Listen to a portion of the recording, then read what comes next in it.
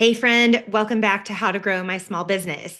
I'm your host, Lindsay Fletcher. I am a relationship marketing and sales strategist and your resident business growth nerd, and the person who genuinely loves all things sales, strategy, and business growth. I teach women how to grow their network, market their business, to attract the right leads and close sales without feeling pushy or salesy, without working more, and without posting more. Can I get an amen? Right? And if that already sounds like a breath of fresh air, today's episode is for you. Because today we are talking about what actually deserves your focus each week if you want consistent sales. Now, these are things that actually move the needle, not just fill up your schedule. So you feel like you're actually doing something and actually making progress. Now, if you've ever ended a week exhausted, busy, and wondering why your revenue didn't reflect your efforts, this episode is going to give you clarity and things to put on your calendar starting now. Okay? I have a download for you. I will talk about that in a minute. Let's talk about why busy is not the same as productive first, because we have to get our minds right here, okay? And maybe our hearts too, right? Busy doesn't mean productive. And in last week's episode, my friend Lissa talked about stewarding our time, and we are going to revisit that a little bit here today. Just like I've talked about how followers don't automatically equal sales in your business, and podcast downloads don't automatically mean sales in your business, being busy in your business doesn't mean that you're actually being productive, okay? And that you're productive, the root word is produce, okay? So most small business owners are not lazy. Friend, I know that you are not lazy. You aren't unmotivated, and you're not just sitting around doing nothing, right? I know that about you. I know that about you because you're showing up to listen to this podcast to learn. And by the way, this podcast is one of my favorite things to do all week. So I'm grateful that you listen each week, but I know that you're not doing things. But here's what I see often. I see that small business owners are actually doing too much. And small business owners are often focused on the things that aren't actually moving the needle as far as getting leads, getting sales, growing revenue, and producing profitability. A lot of what I see is posting constantly, answering emails, tinkering with websites, tweaking graphics, and Googling things that you need to learn about, right? Like we wear all the hats as small business owners, and we Google a lot of things to figure out a lot of things, don't we? Right? So getting on your phone to look at something, and then you end up on a social media app and you end up scrolling for hours and hours and hours like I used to before I took those apps off my phone. And then you wonder why sales feel inconsistent and why they actually are inconsistent. So, friends, we're going to do some things differently this year in 2026 because being busy doesn't equal being productive. And it certainly doesn't mean being profitable, right? So, consistent sales don't come from doing everything, they come from doing a few revenue producing actions consistently. So, let's talk about what those are. We're going to talk about the 4 things to focus on every week for consistent sales. And if you want predictable revenue without having to post a million times a week, does that even work for anybody anymore anyway? I don't know. I don't believe that it does. But there are 4 areas that deserve your attention every single week. Let's start with number 1, relationship marketing. Now, this is the foundation, I believe, of any business that becomes profitable and stands the test of time. If you don't want to be closing your doors in a year or 2, or somewhere under 5 years, which most small businesses close under 5 years, relationships are the foundation of what you should be building, okay? I've said it before and I'll say it again here. The fast-paced, AI-driven world is causing trust to go out the window, okay? We don't know if if we don't know if the video we just saw is actually the person or if it was created from AI. And we don't know if the photo has been edited or produced by AI or if it's actually you with a filter on it, right? Like, we don't know. AI generators like ChatGPT out there also want you to use them, and they will play into your ego and tell you exactly what you want to hear. So, in this era of business, in this 2026 year, AI can create content, but it's not going to create relationships for you. You have to do that. And I want to be really clear when I say relationship marketing. I'm not talking about surface level networking or awkward small talk where you never speak to that person in that room or from the Zoom call again, right? I'm not talking about that. I'm talking about surface level stuff. I'm not talking about surface level stuff. I'm talking about intentional relationship building activities. Okay. So let me give you some examples: connecting and spending time with referral partners, grabbing coffee, going to lunch, meeting for happy hour, right? Maybe it's networking with business owners and finding like minded people who you can serve and build relationships with.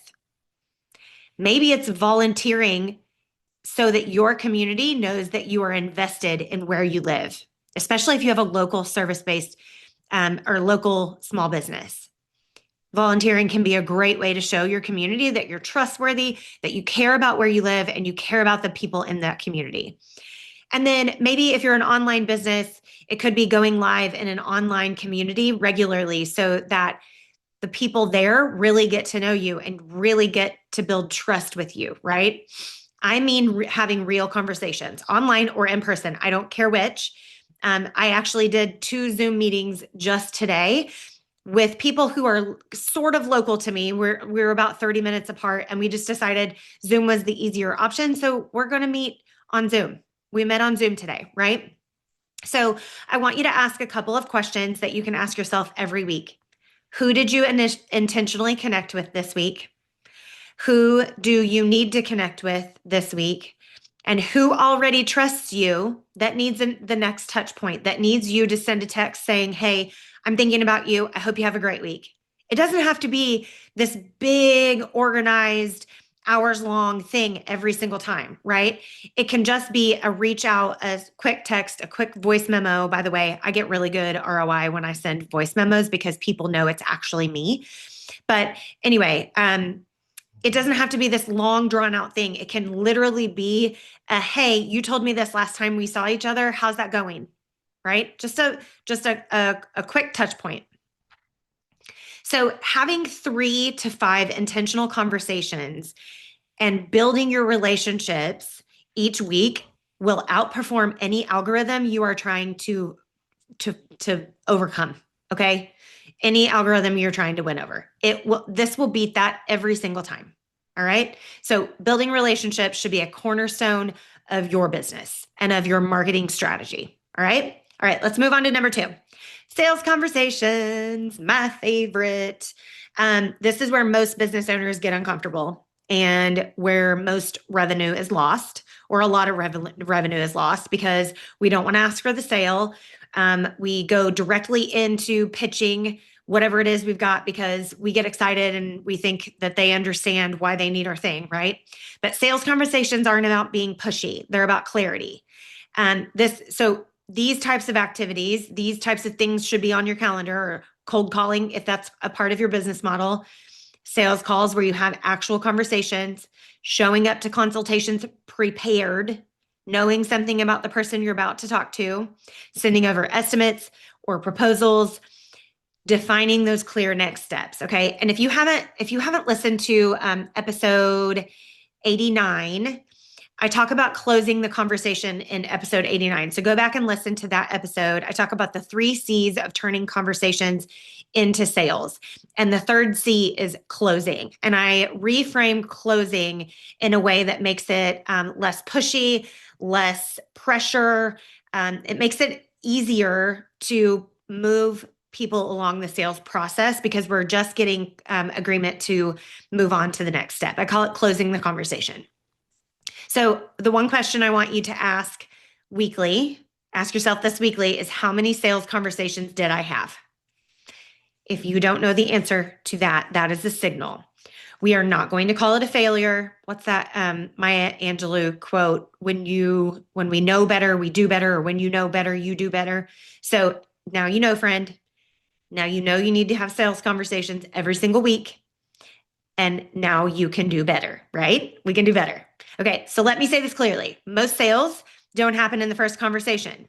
In fact, only 2% of sales happen with the first contact or in the first sales conversation or the first time they see you, right? 98% of sales happen in the follow-up. And follow-up doesn't just mean checking in, circling back, following up on my last email. I hate those words. Please don't use them anymore, okay? Tough love here. Stop using those. Every interested person should have a clear next step. You should be closing the conversation, which makes follow-up an easy part of your business, okay? No babies floating around in your inbox, right?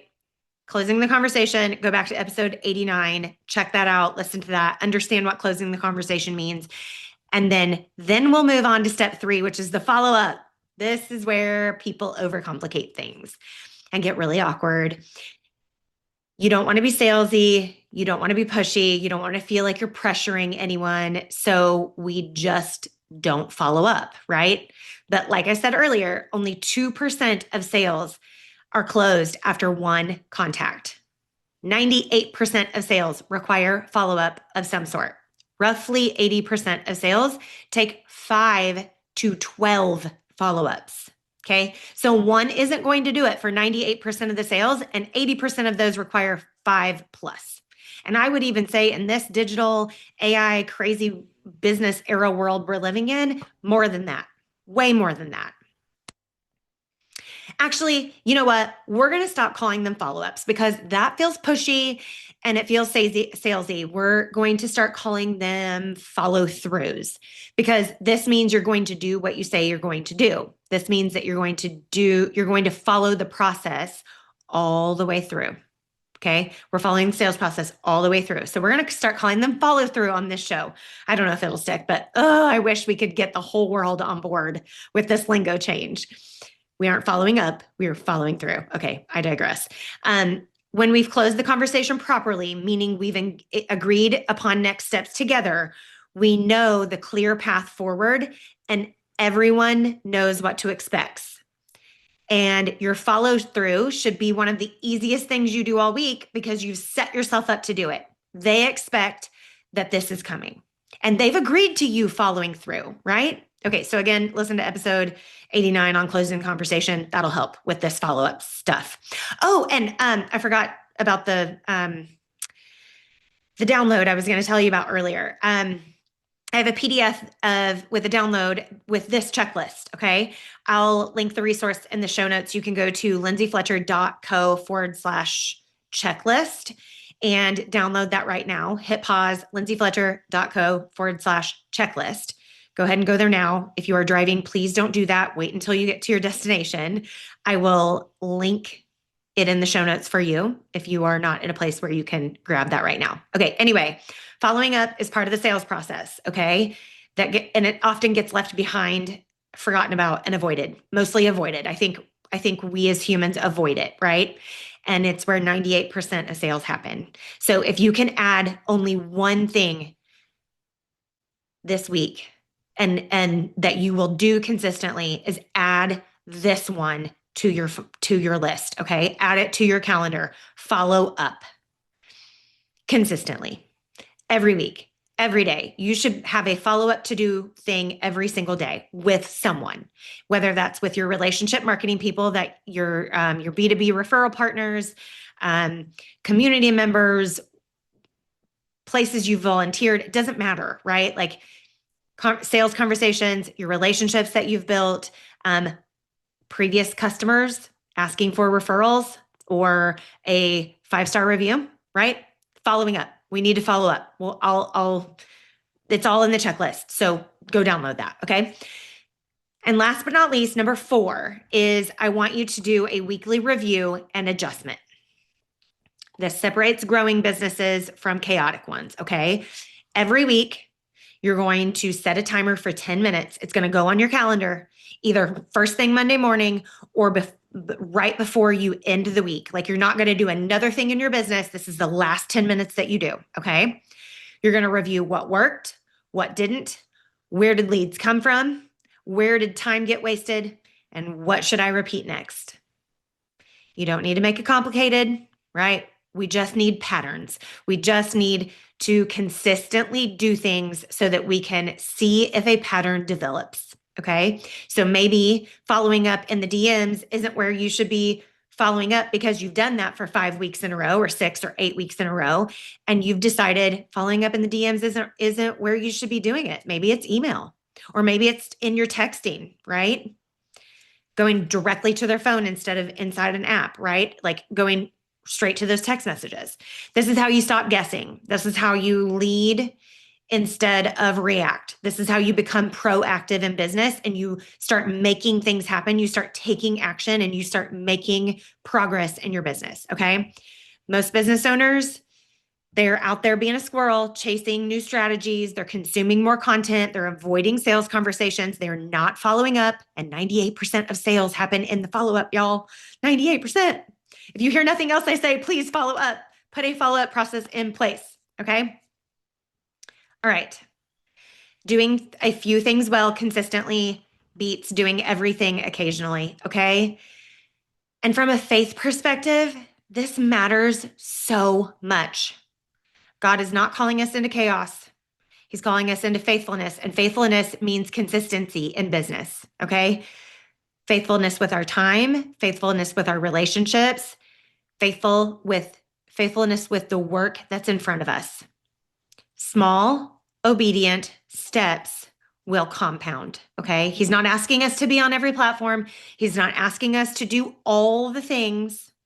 He's asking us to steward relationships well. That's kingdom work. He's asking us to serve people well. That effort is never, ever wasted. You don't need to strive harder. We just need to focus. Okay. We just need to focus in 2026. So here's your simple action plan. Who will you connect with? Who will you follow up with? What sales conversations will you prioritize? Where will you show up to stay visible? Back to that relationship marketing. And what worked last week. Okay. Block time for these things and protect that time. Honor it like revenue depends on it because it actually does depend on it, right? So, friend, you don't need to do more. You just need to do the right things consistently. And if this episode brought you clarity, hit that follow button if you're new. If you're not, thank you so much for being here again. I want you to take 5 minutes today and look at last week's calendar and let it tell you the truth, okay? Don't let you lie to you.